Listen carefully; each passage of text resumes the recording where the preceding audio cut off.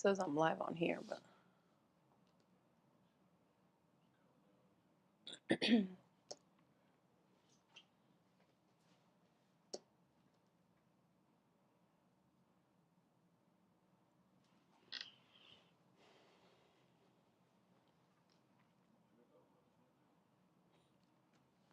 hey everybody, it's Vanessa, the Crafty Gemini, and welcome to WIP Wednesday, episode number 98.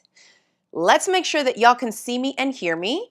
I see Lavender Butterfly says I can hear you. I hope that is a good sign because the technology program and stuff that we use did some updates and now it's kind of changed the whole interface. So if y'all can see me and hear me, let me know where you're tuning in from in the chat box below. And hopefully y'all are seeing me on both Facebook and YouTube. Fingers crossed. We'll see if this thing is working. Hi, Doris, tuning in from Maryland. Okay, great. A bunch of y'all are saying, yes, you can see me. Hey, Becky. All right, awesome. Okay, good. Then we're gonna go ahead and get started. So this is WIP Wednesday, episode number 98. I can't believe we're almost to 100.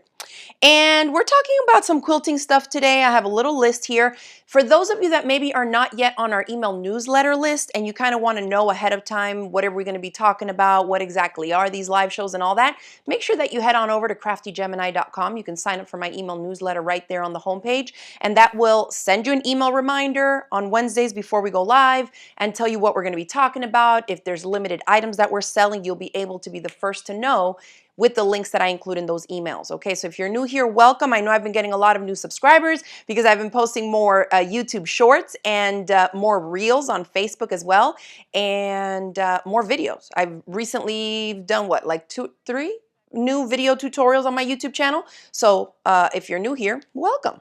Okay, we're going to start off by talking about Allie's quilt, which I think I've been talking about for the last 2 weeks. The quilt is done. After the live show today, I'm going to pop it in the washing machine. Oh, good. Hi, Chris from Virginia. I'm glad that I can see a comment coming in from Facebook. So that means that I'm live on both platforms, which is great. Okay. I'm going to hold the quilt up if I can. Probably not all of it. Okay, if you can't see us on YouTube, go ahead and just click refresh because we kind of had to reset the whole thing with the new updates on the software. Some can see me but not hear me. Okay, well, try to refresh or go back out and then click the link again, and hopefully that will refresh for y'all. Hi, Winless Original says, I can't wait to hear about the binding. I'm going to do a little demo today, too, on how I sometimes, not always, do machine stitch binding on. But let me show y'all the quilt. You can probably see. And if you want to see it full or maybe a little video of me when I was long arm quilting it on the frame, check out the different YouTube shorts and Facebook reels and Instagram reels that I've done this week because I was kind of filming little snippets of the process and posting them, and that way you can kind of see from beginning to end, from when I was cutting the fabric, piecing it, until finally quilting it. And I bound the quilt off last night. Let's go ahead and flip over to this over-the-shoulder camera shot if we can,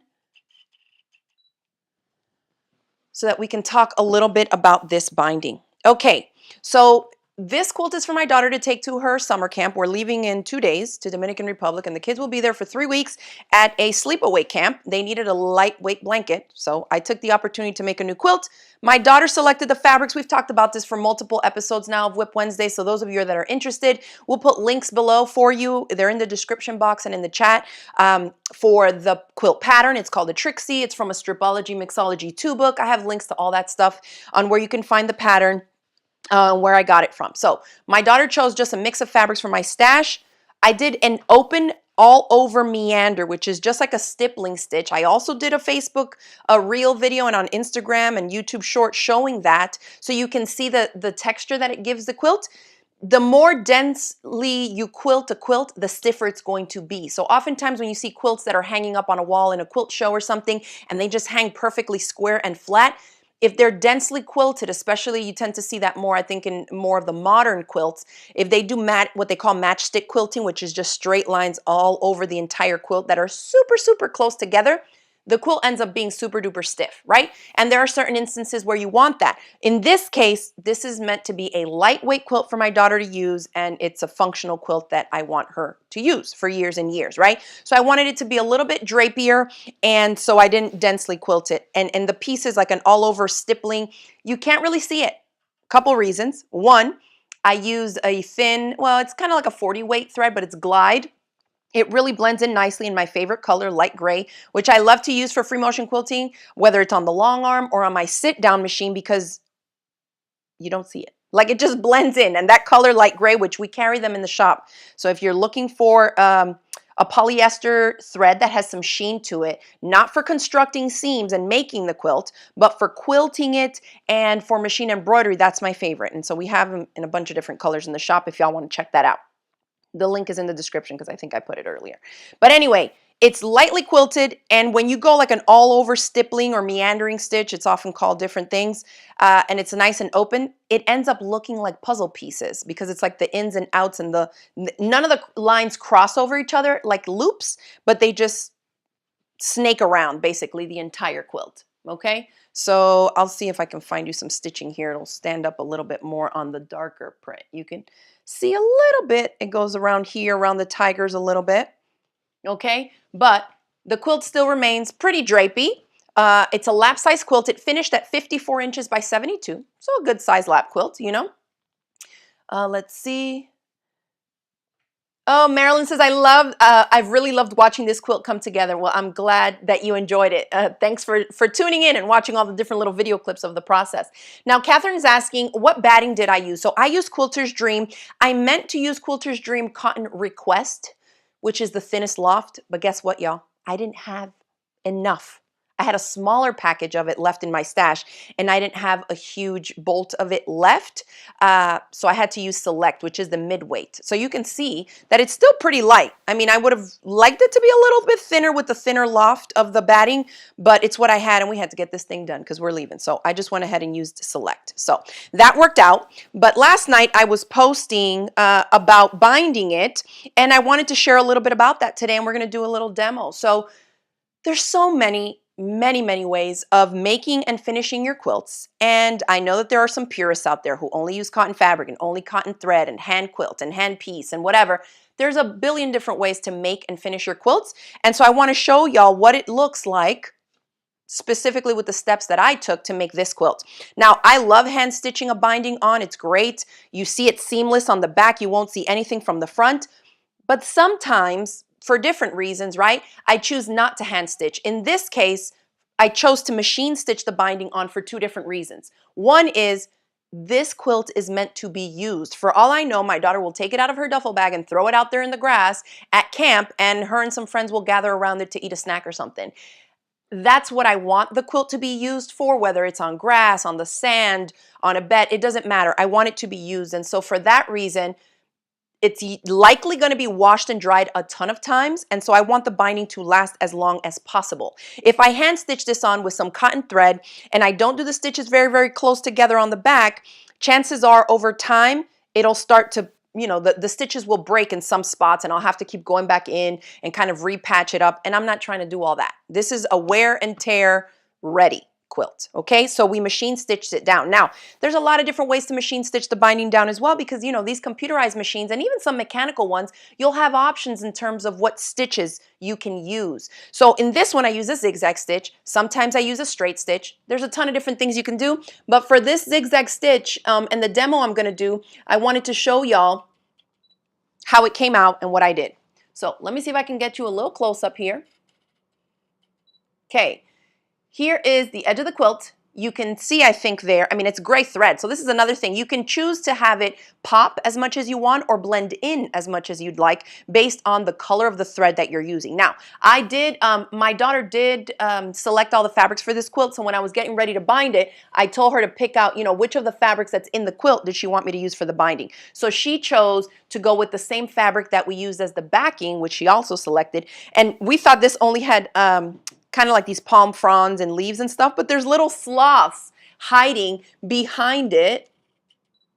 Can you see that there's like a little sloth face right there? They're super cute. This print is adorable. But this is the backing fabric, and so she wanted the same thing for the binding, and I think using a light pale thread, it blends even more, especially if you're looking at it from the back, okay? So on the front side, you have the binding, and I have the stitching with the gray thread. It comes just over, like if I'm looking at the edge like this, you'll notice that the zigzag stitching is not all the way to the right side edge. And I'm going to keep trying to focus this because it's so pale that I know you're probably going to have a tough time seeing it. Let me lighten this up a little bit more. Does that help?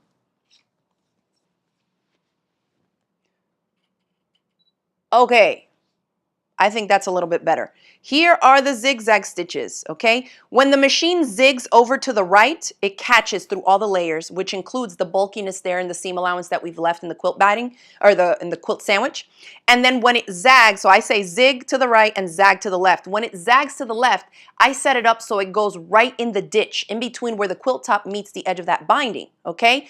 And so then I get this look that the zigzags are not on the quilt top itself. It's not all the way to the edge, but it's just right there kind of joining where the two are. And so when you flip it over, it ensures that you are catching all of that binding without being too far over to the edge of the quilt, which I don't like because then you end up with like a little lip of this binding that lifts up or can fold back on you.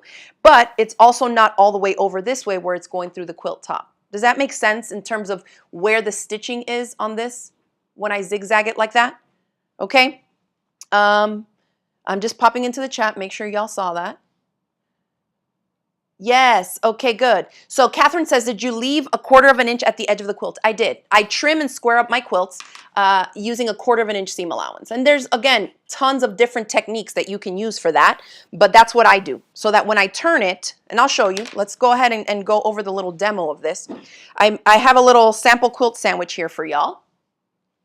Let's zoom us in a little bit. Okay. Thank you, Margie. She says, I love that. It looks really cute. Awesome. So Barash family is asking, did you do the binding on the front or the back first? So here we go. This pretend is my quilt top. Okay. I have two little samples here. Let me show you. And this is just personal preference. Okay. If you use a chunkier seam allowance, you may cut your binding strips thinner or wider, whatever. I like to cut mine 2 1/4 inches wide. Okay, some people, you know, kind of like the default quilting instruction, I think is 2 1/2. I find that that's too much fabric for me because of the seam allowance I use when I stitch it on the first pass to the quilt. Okay, so I cut mine to 2 1/4. I fold the strip in half lengthwise, pretty side facing out, and I press. Okay, and I have so many tutorials on how I make, how I measure, how I make, how I attach the binding, how I flip it to the other side and hand stitch it. Okay, I have tutorials. Just go to youtube.com, type in Crafty Gemini binding. All of them will pop up. Tons. Okay, there's a lot. And so I'll show you how I join the ends and all that in all those videos. Here, I just want to show you kind of how I set it up for the prep of the zigzag stitching. Okay, so this is my binding strip that's already been folded in half. I place it folded with the raw edge of the strip on the raw edge of the quilt like this. Okay, and then I use that 1/4 inch seam allowance, scantish 1/4 inch seam allowance to stitch it into place. And of course, there's a specific technique that we do on the corners to miter them. Again, all those video tutorials, or if you sign up for any of my quilt clubs or quilting courses, digital courses, I show you my technique for that. Now, once this is down and I do it to the right side, then I press this back away, okay? So it was raw edge of the quilt to raw edge of the binding strip. Grab my iron right quick. I would press it here first, set it with my clapper just to help set those stitches, like that, okay? Then I push the binding away from the quilt top. I don't want any fabric bubbling in and getting caught here because then that's going to affect how much fabric we have to flip over to the other side. So whether you're going to be stitching it by hand or by machine, you still want an even width all the way around, both in your seam allowance here and in the wraparound, okay? So then I go in, I push that fabric strip all the way away from the quilt so I don't have anything caught in there, good. And then I'll set that with my clapper. And then we'll flip the quilt over, and here I'm going to wrap around and cover completely that raw edge of your quilt sandwich like this. So notice, this yellow line that you can barely make out there is the line of stitching that I have from attaching the strip, okay? When I come back around, your binding strip needs to at least cover that because you don't want to see that first line of stitching. This needs to come over. But notice if I would have cut my fabric strip or my binding strip to 2 1/2, I would be coming over this by so much more, right? So yes, you will ensure that you're covering that first line of stitching, but your binding is not going to be even front to back comparatively, right? So like here, when I wrap this, the width here is going to be a lot narrower than if I had a wider strip that comes all the way over. Does that make sense? So what I do here is, and you could do glue basting, which we've done in a bunch of projects and quilt-alongs and classes. So you would have this come over like this. You could put little dots of glue, and y'all know that I use the Elmer's glue with the little fine tip on it. Boom, boom, boom. You can put glue right there, and then press it so that it holds in place with the heat of a dry iron if you wanted to. I bound Allie's quilt the whole way around with not one pin or one clip or nothing, okay? I just hold it in place as I go. But here's a tip. I would recommend that you go like this and audition it to make sure that you have enough of the quilt sandwich that's going to be filling out the entire binding strip before you go in and start stitching it, right? Because if you have a little bit thinner of a seam allowance in one area, the binding strip is going to come in further than it would if the little seam allowance chunk of the quilt sandwich was wider, if that makes sense. And it might not make sense if I'm just talking about it, but when you go to do it, you'll be like, oh, I think that's what she was talking about. So it's all about consistency in quilting. Y'all know that, right? And accuracy. But here, you could go like this, put some clips, and if you were going to hand stitch it, you could do it like that. If I was going to hand stitch it, I would probably just glue baste it and set it, and that way I don't have to have any pins or clips in my way. But for machine stitching the binding with a zigzag stitch like I'm going to show you, I don't actually put clips because I'm not going to be stitching it from the wrong side. Remember I said this was the quilt top? I want to stitch from the quilt top side, the pretty side. It's the same way that I tell y'all in my classes when we do top stitching, we want to be doing it from the side that the top stitching is going to show. So if it's a zippered pouch, I want you top stitching from the side where the zipper is, where it's going to be exposed, because the straighter you are there, the nicer and cleaner finish you're going to get from the side that everybody's going to actually see, right? Not the back side. And so this is where I think a lot of people mess up, is that they go like this and then they start stitching it from the back side, and then they flip it and they're like, oh my gosh, it's totally wobbly, it's not in the ditch, I went off, this and that. And because that's the pretty side of the quilt, you don't feel so good about the way that it turned out, right? So instead of the clips, here's how I do it. Lil is asking, how far from the raw edge did you stitch? So when I stitched it down the first go around, I'm using a scant 1/4 of an inch seam allowance, okay? And even with 2 1/4 inch wide strips, you can do like a regular solid 1/4 of an inch seam allowance and you'll still have fabric to pull to the other side, okay? So let me zoom out a bit here, and I'm actually gonna zoom in a little bit more. So if you're looking at my sewing machine here, I have it set to a zigzag stitch, okay? Before you try and machine stitch your binding into place with a zigzag, I highly recommend you make yourself a little sandwich like this.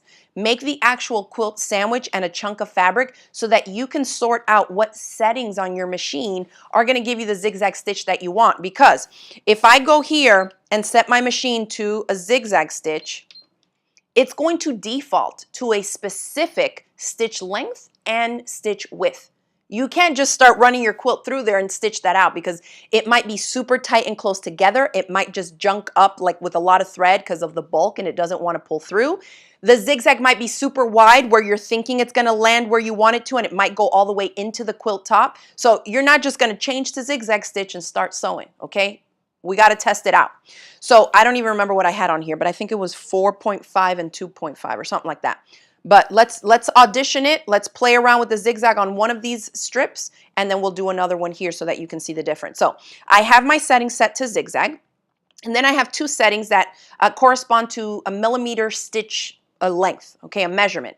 So the one on the left here is for stitch width. That means how wide the zig and the zag. So when the zigzag goes side to side like this, the zig and the zag, the distance between the 2 entry points of every time the needle goes in for a zigzag is going to be 5 millimeters width, okay? It's kind of wide, not super big, but it's still kind of wide. So I'm going to go down to like 4.5 millimeters. And then the stitch length corresponds to the distance apart. So when it goes zig, let me do it here on a little chunk of paper to hopefully give y'all a little visual. So if we're going zigzag, okay, here, here, here, here. The machine is dropping the needle into the fabric at every one of these points where it's changing position, okay? So we just said the stitch width is from here to here, okay? The jump that it's going from zig to zag. Make sense? Now the stitch length is going to be the distance here in between this. So if we have a short stitch length, that zigzag is going to be like this, okay? If I have a stretched out stitch length, that zigzag can be like this. There's more space in between these points. So you have to know that before you can start messing around with these numbers, because otherwise you're going to be changing them and not really knowing what you're doing, okay? So 1.5 is teensy, right? And that's going to be too close together. I don't want that. I think I want to go up to like 2.5. So let's test that out. And then all you got to do is make yourself like a little Post-it note and, you know, put little notes in your little sewing notebook and say, hey, when I'm doing zigzag stitch or binding for machine stitching, these are the settings that I like for the zigzag stitch I want, okay? So now we're going to try it out with this. Here's what I'm doing. Notice I don't have any sewing clips or anything, but again, you want to be doing this from the pretty side because that's the side we're going to see in the finished quilt. So I'm folding the binding strip back and I'm just folding it underneath. I don't have to yank on it because I know that having cut my strips to 2 1/4, I have plenty to wrap around because we just auditioned it, right? So I don't have to be yanking it to make sure I grab it. Just fold it over the edge so that the edge of that quilt sandwich is bumped up right there where the fold is as you do that wraparound. Then I'm going to position this here, and on a zigzag stitch, depending on where the last stitch, what the last stitch was that you did, the needle may be on the zig end of it or on the zag end of it. So I like to go in and turn my hand wheel on the machine towards me to sink the needle in to see, okay, where are we in the whole thing before I just floor the foot pedal, okay? All right. Oh, Catherine, you're welcome. She says, thanks for this tutorial. It's just a little demo here. So now I'm going to start stitching. So now I see it's going zag, zig, zag, zig, zig, zag. And I'm just watching it so that when that needle goes to the left side of the zigzag, it lands right in the ditch. Okay? That is going to take a little bit of practice. It's not a big deal. Notice I have the regular universal foot on my machine. I don't have a walking foot. I don't have nothing fancy. So this is like quick, easy, just get that quilt bound. I'm going to go about halfway with those settings. Now I'm going to adjust them a little bit because when I finish this bit, I want to show you so you can visually see the difference in adjusting those settings. So let's go narrow like we were before at 1.5. And then let's go big on the zigzag, like really wide so you can see. This machine on zigzag, it lets me go all the way up to 7 millimeters wide. That's big. So something like this is going to take up almost the entire width of the binding, and you may not want that, right? You can adjust it both in width and in length to what your preferred look is. And everybody, you know, there's a million ways to make quilts, y'all. It doesn't have to just be done one way. See, this is really dense because we shortened that stitch length, and you're going to see it eats up literally almost the entire binding. And so you don't want to do something like this if you are using a binding that you like, that you want to pop, that's really framing out your quilt design. I would not do any, I mean, I would never use this one, but I want y'all to see. It's almost like a satin stitch. There's going to be some instances where you might be working on, you know, a little flannel burp cloth or a quilt, something like that that's for a baby or something that you might want to give it that finished look. All right, so here we go. Do you see how close together those zigzags are? And look how wide that 7 millimeter width is. It's eating up almost my entire binding, okay? That's not what I want. Now let's revisit the top here. Look at the difference. And this is with like a bright yellow orange thread. But you can see how it's more spaced out. The zigzag itself is shallower, and you could even go less than this because I had this set at 4.5. You could go 3.5 if you don't want it to show that much. So play around with those settings to get, you know, the binding on your quilt to look how you want it to. Now when we look at the back side, same thing. Here, because we've stayed kind of right to where it comes into the ditch area, there, I feel like this thing keeps going out of focus. But right there, on the back side, that ensures that you catch pretty much all of the binding strip up here, and you don't end up with that lip that I hate to see. It's like a bigger chunk than this. that just comes out like that because you have more fabric wrapped around to the back than what you're catching in the stitch. So it takes a little practice, but I really like the way that that looks right there, and that's what I did on Allie's quilt here. And so you saw I just do it from the pretty side. Right there. And with a pale gray thread like that, you're never, I mean, you don't even see it. And you know that that binding is not going to go anywhere, okay? It blends in smooth. If you wanted to do something where you're going to get a pop of color, you could do that as well. You know, use like a variegated thread or something like that. Maureen says, how did you ensure that the zag is in the ditch? You just got to watch it. Like when the needle comes down on the left side, you'll kind of look to see where with the foot on your machine that needle is landing. And then I just gauge it from there. And then I say, okay, then now I know I need to run the ditch right along on my foot specifically where the plastic meets the metal of the foot. And so I just go like that. I mean, of course, I do it super fast, so I crank up the speed. Just go slower. The fact that you don't have to use pins, you don't have to use clips, and you're not doing it by hand, you can allot a little more time to going slightly slower to get a technique like this done. Also, if you're trying to save time, you can lengthen the stitch length. The less close together it is, the quicker you're going to get it done, right? That 1.5 took a long time. It's eating up a lot more thread, and it's going to be a lot more dense stitching in there. Phyllis is asking, where did you place the binding underneath the at? I'm not sure what that means. Like, where did I place it? I just wrap it around because you have plenty. So if I come here, again, audition it. If you use the right seam allowance and if you cut your binding strip correctly, okay, you can just wrap it. Even without pulling it, if I wrap it, I know I'm already covering that line of stitching, so I'm going to be fine even if I just go like this and immediately tuck it under my machine. I'm going to be able to stitch it right there. So let's try it again, and I'll walk y'all through a little bit more what I'm doing as I'm holding it. Why not?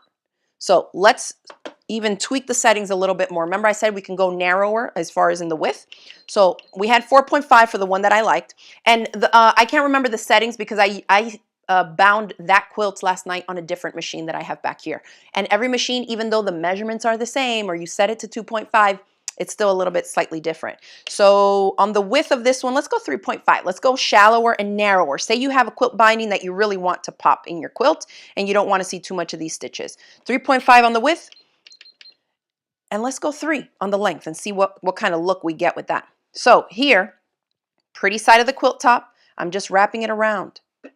I'm not forcing it. If you start pulling it in certain spots, you're going to end up with a bigger chunk in one area and a lesser one in another. That's why I'm telling you, don't pull. Just fold it back. As long as the quilt sandwich itself is filled out to this point, it should all be consistent, assuming that that first seam that you sewed to attach the binding was consistent in the seam allowance, okay? So that's why it's important to, be consistent as possible so everything can carry over. All right, and I just place it like that. Like there's no clips necessary because when you put the presser foot down, it chomps down. And because we're working on a quilt, we have bulk. So we know that the presser foot coming down onto the whole thing is holding it in place. So that's like a clip for me right there, okay?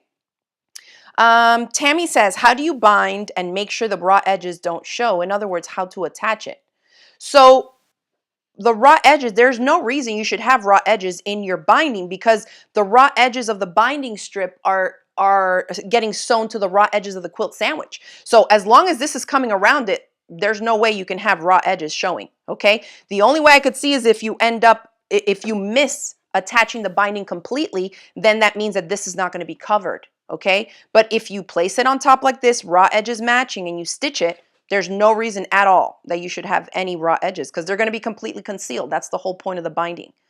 All right, so I'm going to put this in here. I'm bringing the needle down. It's right in the ditch. I look to see, and you can do that. You can either sink the needle down with a needle down button if your machine has one, or you can turn the hand wheel towards you always. Okay, turn it towards you until the needle goes in the sandwich, and that will tell you, okay, this is where the needle's going to get sunk in once I start stitching.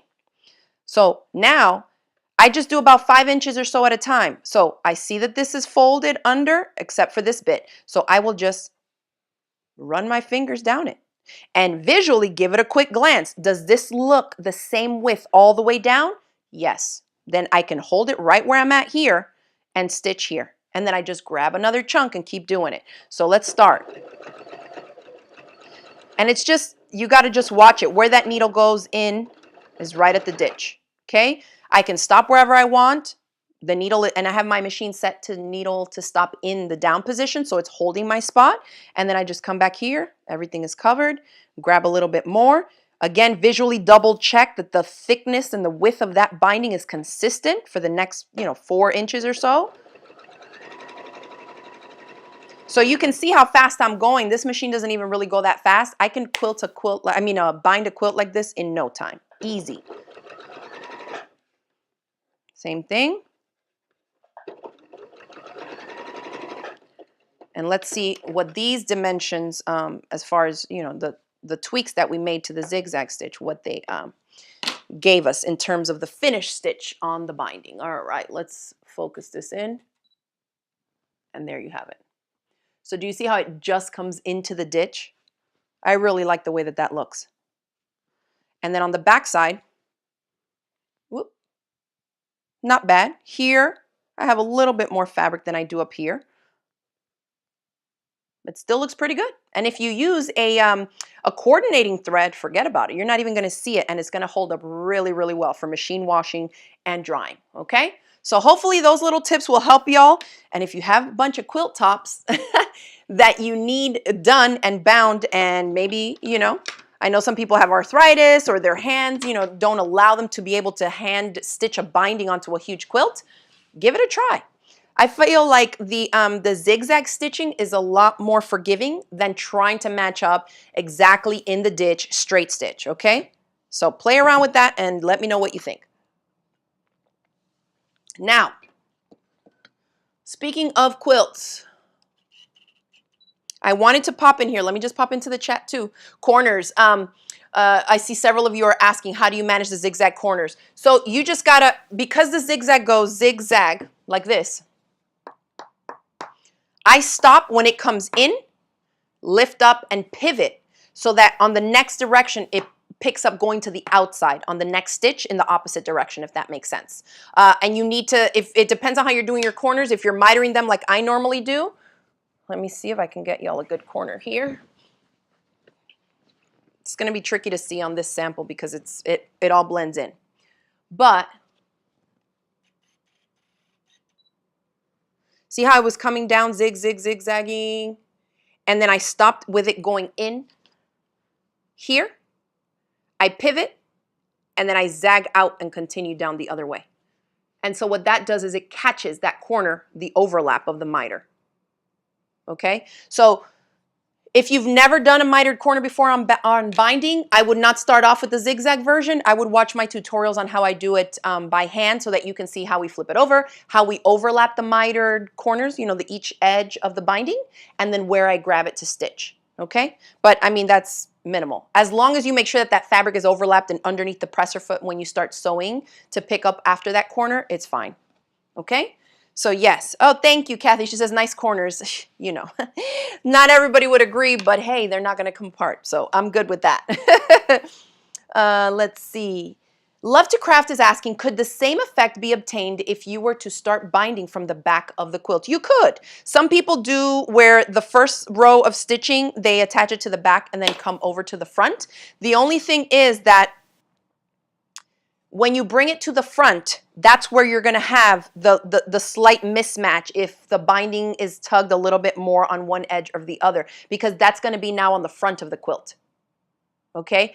I don't really know like how to explain it without having a visual for you, but say you have points that need to match up like to the edge of the binding. If you have more of that binding strip coming over that point, you could potentially, as you're stitching across to secure the binding on the front of the quilt, you could cut off the points. That's why I like to do it this way to the front. Unless I was doing like say a hand stitch binding or something, you could hand stitch to the front of it too. But it could work either way. It's just going to be, based on the look that you're going for and how accurate you can be to bring it there.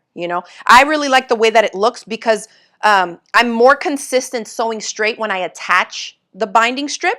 So that's kind of why I do it to the front side, so that I know when I wrap that binding around, and I keep an eye on where that zig and zag is going, I know that I'm gonna get a more consistent finish on the front side, because that's where my eyes were every time I sewed the seam, right? The first go around and on the second pass to secure it. I'm doing it all from the pretty side, so I know that more of my focus and my effort is gonna be on this side, so I know that this side will end up looking better. But give it a try, you know, whatever your preferred method is. I'm all about teaching people different ways, different techniques to try out, because you might find one that finally clicks for you where somebody else might have a ton of trouble with that technique. But that's the beauty of quilting and sewing in general, right? Making our own stuff. We can do whatever we want, whatever works. All right. Oh, thank y'all. I'm glad that you enjoyed it. Yes, Jamie says this is such a fun way to finish the binding. I love it. I love it too. And actually, speaking of which, this is nothing new, y'all. I've been binding quilts like that, I want to say, for about 14 years. So here I have a quilt. We put together a quilting bundle of courses because we haven't done this in a while, and we've never done a bundle for quilting actually. But I had the last big quilt club we did was in 2019. There's over 40 course videos. We have a link for it in the description box below. If you're new to quilting, or maybe you just kind of do the same old, and you're ready to kind of elevate your quilting, check out the link, because the whole bundle right now is for 3 courses. One is this little quilt that is a great beginner one. I made this quilt when my daughter was like 6 months old. It has blueberry stains and everything on it, but you can see it's hand tied. Okay, it's machine pieced, but it's hand tied and there's no binding. So this is, look at that, blueberry stains. But there is it's a way to finish a quilt without binding. So you're learning a ton of different techniques. If you are interested in watching, you know, the video courses, the lessons that come with this, I'm just going to show you some of the projects. But there's over 40 video course lessons, okay? And it's all quilting from the beginning of the basic supplies you need. I show you everything, how to prep, cut your fabric. In the quilt club itself, we make 3 different quilt tops, and then I teach you 12 different quilt blocks. And then there's bonus videos. I mean, it's a ton of content, and I'm going to show you a little something here, because there's ways on how you can finish your quilt without needing a long arm, without free motion quilting, without having to mark it out for hand quilting. So if you've been looking for new and different ways to finish your quilts, check out this quilting course bundle. The link is in the description box below, and we've set it, I think, at $27 off just this week only, okay? So check it out, and you know, when you sign up for any of my clubs or courses, you never have to pay again. You never lose access to it, okay? So anyway, you're learning how to make a quilt top, cutting, piecing the quilt blocks together, putting it together, and making a stitch and flip quilt that you don't have to bind. So that's one technique. You can hand quilt it, and I show you how to, not hand quilt, hand tie the quilt, okay? And this has held up, I think it's like 12 years old now, all right? So these are different techniques. Then we have what would be your more modern version of making the quilts, right? We're making different blocks. We're talking about color value, measuring, cutting, quilting it. And you can see this quilt is maybe 6 years old, 5, 6 years old. And this one is another one where I did the same thing. It's zigzag stitched on the binding. This thing is not going anywhere, okay? Machine wash a billion times. And you'll notice how drapey this is. On this one, I do believe I used a Quilter's Dream Request.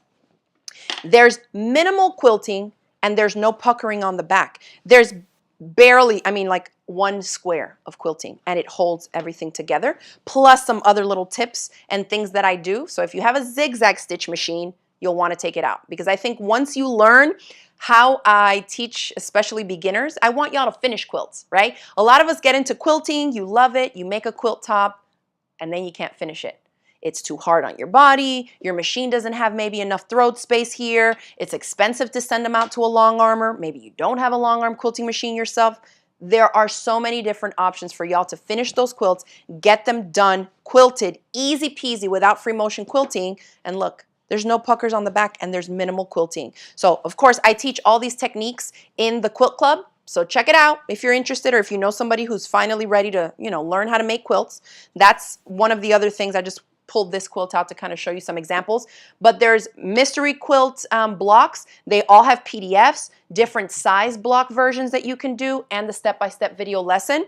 Then the other course that's included in the bundle is this Quilt As You Go fabric basket, and I'll show y'all what I use mine for. For my jump ropes and my workout bands, I just keep them all toted right in here. I grab it and I take it outside with me. But it's a big, it's a good size. Quilt As You Go quilted fabric basket. So step-by-step video instructions on how to make these is included in there. That's one course. The second course is that first little quilt that I showed y'all that's not bound. and is hand tied. And then the third thing is an entire quilt club that covers so much stuff. So check it out. Bernadine says, my first quilt was stitch and flip. Yep, that's what we cover in that first technique. Easy peasy. And Margie says she loves those baskets. Awesome. Yeah, so there's a lot of content in there. Mary's asking here about the zigzag stitching. She says, could you use a fancy stitch? You can.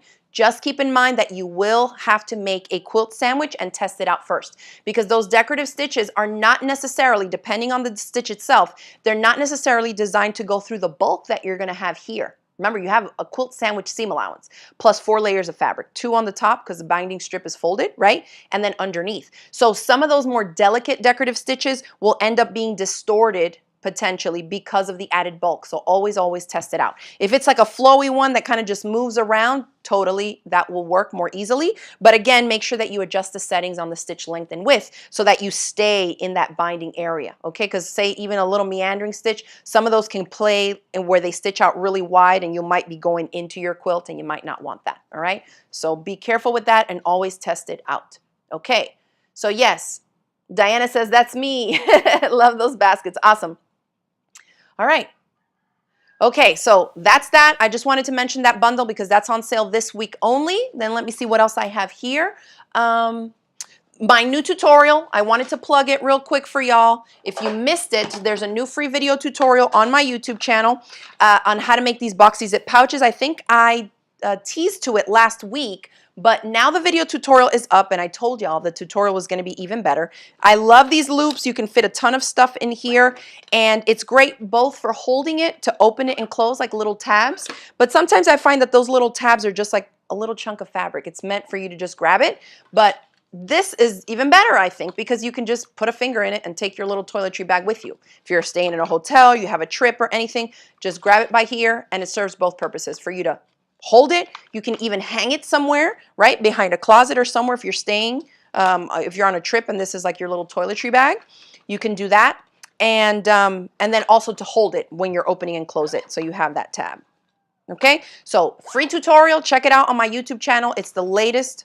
These turned out super cute. I share with you tips on how to make it. I think this is the easiest way that I could come up with to make the boxy pouch so that the corners are boxed without you having to, you know how it goes, cut and trim 8 different corners. If you've made, using more of a traditional technique, the boxy pouches, you know what I'm talking about. Well, we end up with no raw edges on the inside of these guys. So give it a try. I think this is a super quick and easy way to do it. And again, like I said, it's a free tutorial, so check it out. Oh, Francoise says, I already made 3 of those. Awesome. I love to hear it. Let's see. Windless Original says the shape is perfect. Thank you. Yes, and Tamara says perfect size and shape with no raw seams. You can do it. I know sometimes people look at it. I even got an email from somebody who was like, why is everything you do with zippers? Because they're easy and they really elevate the project. So if you're one of those who's still scared or intimidated by installing zippers, give this a try. As long as you're working with a craft zipper, you really can't go wrong because one, I tell you to cut off the metal pieces, and as long as you don't try and stitch through the metal pull itself, there's nothing really that you can mess up. Even if you stitch on top of the zippers and your seam allowance is completely off, try it. Just rip out the stitches or grab another zipper. They're pretty cheap, okay? So if you haven't tried it, give it a go. I definitely think it's a beginner-friendly project, especially since I walk you through step by step. Okay, and then the last thing I wanted to mention is that I have a new class in the works. I said we're leaving town on Friday. I'll be back next week. I'm dropping the kids off at their summer camp, and then I'll be releasing a new class for the Chunky Wee Bag. I know a bunch of you have bought the pattern already because we've sold out 2 or 3 times. If you came to my May sewing retreat, my mini bag sewing retreat we had here in Florida in May, we made these, and then we had the patterns, and I think some of the girls did it in the June retreat. They had extra time left over, so a couple of them made the pattern. This is a pattern by Sam Hunter from, I think the business name is Hunter Design Studio. We have hard copy patterns in the shop right now. If you have seen me mention this bag and you think you might be interested in signing up for the class, go ahead and grab the pattern now because I won't be able to restock it until I get back into town. But the class will be a separate fee, obviously, because that's my instruction fee. I cannot include the pattern in the course fee because it's not my pattern. So we got to buy the pattern separate. If you already have the pattern, then you're going to be all set and ready to sign up for the class. So Chunky Wee Bag. Here we go. I'm going to do a quick overview and then we're going to call it a day. Yes, and Tracy says, click like all, thanks. If you learned something new today and you're getting value from these live shows, feel free to give it a thumbs up and subscribe if you're new here. So the Chunky Wee bag, it comes in 3 sizes in the one pattern. I only have the small and the medium here. To be honest, I don't really have a need to make the large one, but it's gonna be a lot even bigger than this one. So let me scoot this out the way real quick so I can show you all these. This is the small. This is the cutest little thing ever. I just whipped this one up when I was going through my notes for filming the class and all that. It has a flap. This does not have a zipper. If you hate zippers or you're still intimidated, this doesn't have a zipper. This is what I would call a beginner-friendly bag project. It has a couple different options for the closure. You can do like a hair tie and a button. I like the hook and loop tape a little bit better. It's real simple to just stitch into place. So you have that little closure. On the inside of the small one, you have the main compartment, and then you have one pocket panel, okay? And you stitch the vertical lines, and so we'll talk about that, so you can fit in whatever you need to. I think this one I measured against my phone so that I can actually fit it in there width-wise. You can put pens on the other side, some keys. It comes with like a little optional lobster clasp kind of tie thing here that you can clip your keys in to keep them in there. But it has one pocket panel on the small one. Look at the shape of this thing. And I use the light fusible batting from Bozel that we carry in the shop. And look at the shape. There's no hardware. There's no D-rings, no rectangular rings. There's no zip. There's nothing. It's easy peasy and would make the cutest little gift. If you are into, say, Cricut crafts or heat transfer vinyl, machine embroidery, tell me this panel would not be an amazing blank canvas to add monograms, a cute little anything. It could be text, it could be a monogram, it could be embroidery stitches, it could be something that lends itself to whatever the fabric choices were. I think this is the cutest little thing. So this is a small size. The medium is the one that we made in that May retreat and that I've shown on here before. So this guy, you can see the flat panel. This is the one that we made in the retreat. These were the fabric choices that I chose for the kits. This is what everybody ended up making. Notice that the medium one now has 2 hook and loop chunks here so that you have, you know, more coverage that spans the whole width of the strap. And then on the medium and the large, you end up with 2 pocket panels. And if you didn't notice yet, the whole bag is made out of just 2 fabrics. So again, beginner friendly. There's so many things on here that are beginner friendly. You're using 1 or 2 interfacings, cotton woven fusible interfacing, and a light fusible batting or fusible fleece. Okay, there's no foam interfacing. These bags can all be made on a home sewing machine. So if you think you might be interested in my step-by-step video course for this when it releases, grab the pattern while you can now, okay? And it's in our shop. It's called the Chunky Wee Bag. But look at that. Just 2 fabrics, easy peasy. Really cool techniques to learn how to do all kinds of things here, including the straps on the side that attach the shoulder strap. It's not adjustable because there is no hardware here, okay? So we'll talk about that in the class on measuring it and determining, you know, do you want it long enough to be crossbody or short enough to just be over the shoulder? So you'll be able to adjust that, okay?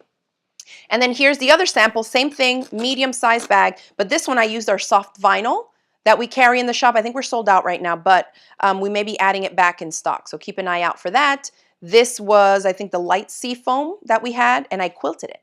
So you can quilt it or you can not quilt it. So there's ways to add extra texture to it, extra embellishments, or again, you can keep it as simple as you want to. And can you see how little fabric we use for the small? And this is not even just for kids. Like, this is mine. I made it for me. I mean, it's huge on the inside. I could still fit in my regular size wallet, my phone, my keys, lip gloss, cash, a couple snacks. I mean, it's big, okay? It's not that teensy.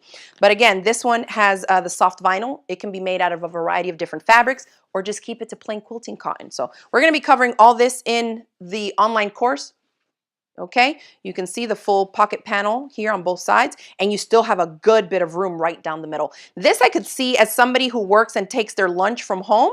As a whole, you could use insulated fleece, and you can make this your lunch bag, you know?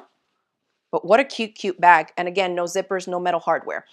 Mary's asking if the pattern is available as a PDF. I don't know, but it wouldn't be available from us because I can't sell a digital product that doesn't belong to me. So we just sell the hard copy, and that's what we'll have. And then, of course, my step-by-step course in my teaching style and my tips and all that is going to be a separate fee when the class goes live, okay? I see some of you are already going in and getting the pattern. I think we had like 20 left in stock. I'll be able to restock, but when I get back next week. So if you know you want to have it and get started, then check it out. Let's see. Carol is asking, is there a discount code for the quilt course? No, great question. You don't have to enter any type of a code for the quilting bundle. It's already on sale. The sale price is already knocked down, okay? So yeah, you can just check out and the discount will be applied, Carol. So thanks. Yes, Jamie says this bag was so fun to make. She came to the retreat, isn't it? So cute. Okay, so that's what's coming next. And Tamara says medium is a great size and holds a lot. Yes, these are all ladies who have made it with us here. Okay, awesome. Ooh, Margie says she ordered the chunky weave bag pattern. Thank you, Margie. I can't wait to see what fabrics you choose to make yours. All right. Okay, so that is going to be it. I will send out another email when I get back and we get closer to, you know, what we're doing with the next class and all that kind of stuff. So if y'all have any other questions for me, leave them in the comments below. You can feel free to email me also off of the email newsletter. Make sure that you subscribe to our YouTube channel if you're not yet subscribed. That way you will be the first to know every time we add new project tutorials, new courses, new clubs, and all that stuff, just like we've been doing this past week. All right, so thanks again, everybody, for tuning in. I hope you find time to make something crafty this week. I will be right back to it when I get back next week because I won't have children to feed. And we're going to be working hard here the rest of the summer, so I hope that you'll tune in and join us for more live show and more courses. All right? Thanks again, everybody, and I'll see y'all in the next video. Bye.